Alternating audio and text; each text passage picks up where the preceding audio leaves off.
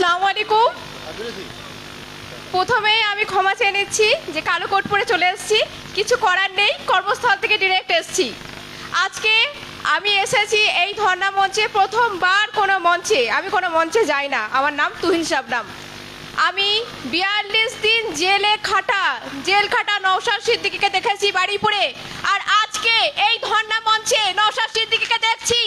আমি আজকে বলছি যে নওশাদ সিদ্দিকী মানুষের মনে জায়গা করে নিয়েছেন, সেই জায়গা কোনো বক্তব্যকে কাটছাট করে আর কিন্তু সরিয়ে দেওয়া যাবে না, সেই জায়গাটাকে কেউ আর সরাতে পারবে না।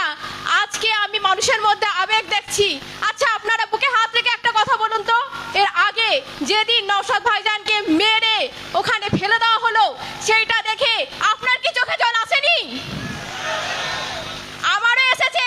আজকে তাই এই ওয়াকফ বিরোধী আন্দোলন এবং এই ধর্ণা মঞ্চ, যেখানে আমার এসসি এসটি ওবিসি হিন্দু মুসলিম খ্রিস্টান সবাই একত্র হয়েছে, সেই ধর্ণা মঞ্চে আমি নওশাদ সিদ্দিকী, মানুষ নওশাদ সিদ্দিকীর জন্য, ভাঙড়ের বিধায়ক নওশাদ সিদ্দিকীর জন্য আমি এসেছি।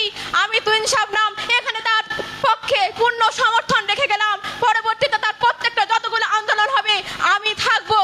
আমার এখন নওশাদ সিদ্দিকীকে দেখে মনে হচ্ছে যে সেই যে উপরে যিনি মহান সৃষ্টিকর্তা আছেন, তিনি ভাইজানের কানে বলে দিয়েছেন যে মানুষ বড় অসহায়, তুমি মানুষ হয়ে পাশে দাঁড়াও। সেই নওশাদ সিদ্দিকীর পাশে আমরা সবাই আছি তো।